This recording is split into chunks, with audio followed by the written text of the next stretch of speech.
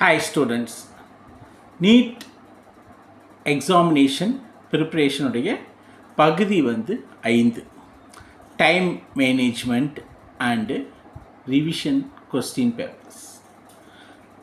NEET exam preparationல பார்த்தீங்கன்னா the revision of question papers ரொம்ப முக்கியம். Time management very essential. அப்போ இதை வந்து நம்ம ரெகுலராக வீட்டில் நீங்கள் ப்ராக்டிஸ் பண்ணிங்கன்னா தான் அது சரியாக உங்களுக்கு கிளிக் ஆகும். ப்ராக்டிஸ்னால் கண்டினியூஸாக ப்ராக்டிஸ் பண்ணணும்.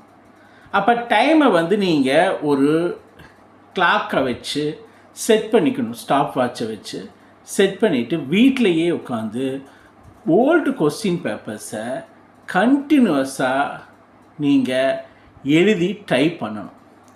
அப்போ அதுக்கு ஒரு நாளைக்கு ஒரு 5 டெஸ்ட் எழுதினாலும் ஓகே.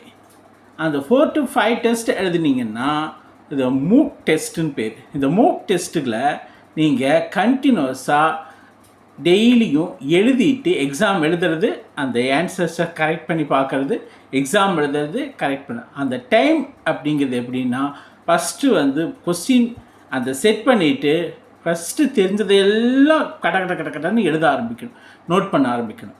அப்படி நோட் பண்ணிவிட்டு அதுக்கப்புறம் டவுட்டாக இருக்கிறத வந்து சம்டைம்ஸ் நோட் பண்ணுங்கள், தெரியலனா விட்டுருங்க. அதுக்கப்புறம் உட்காந்து அதைய ரெகுலரைஸாக கோத்ரூ பண்ணுங்கள். இது எல்லா கொஸ்டின் பேப்பர், எவ்வளவு கொஸ்டின் பேப்பர் உங்களுக்கு கிடைக்குதோ அவ்வளவு கொஸ்டின் பேப்பரை உங்களால் கண்டினியூஸாக ரிவைஸ் பண்ணுங்கள். அதே நேரத்தில் டைமை உங்களுக்குன்னு ஒரு பாலிசியை பிளான் பண்ணிக்கிங்க.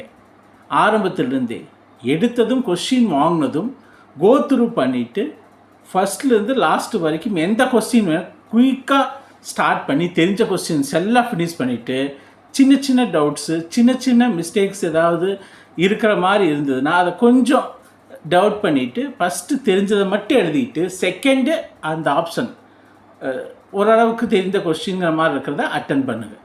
இந்த மாதிரி ரெகுலராக அட்டன் பண்ணிவிட்டு டைமுக்குள்ளே ஃபினிஷ் பண்ணுறீங்களான்னு பார்த்துக்குங்க. முடிக்கலினா கொஸ்டின் அந்த டெஸ்ட்டு முடிஞ்சதுக்கப்புறம் உட்காந்து ஆன்சர்ஸை பார்த்துட்டு எதனால் டைம் சரியாக முடிக்க முடியலைங்கிறதையும் ஒரு கோத்ரூ பண்ணுங்கள். இப்படி பண்ணும்போது ரெகுலராக பண்ணிகிட்டு இருந்தீங்கன்னா கண்டிப்பாக உங்களால் டைமை மேனேஜ் பண்ண முடியும். டைமுங்கிறது வந்து நீட்டில் ரொம்ப இம்பார்ட்டண்ட்டு. அதில் பார்த்திங்கன்னா ஒவ்வொரு ஃபிசிக்ஸு, கெமிஸ்ட்ரி, பாட்டனி, ஜுவாலஜி இந்த 4க்கும் எவ்வளவு டைம் கொடுக்குதோ அந்த டைமை மீறிச்சுன்னா அந்த பாட்டை விட்டுட்டு அடுத்த பாட்டுக்கு போயிடுங்க. அப்போது ஒவ்வொன்றுக்கும் இவ்வளோ டைம் வச்சுக்கோங்க.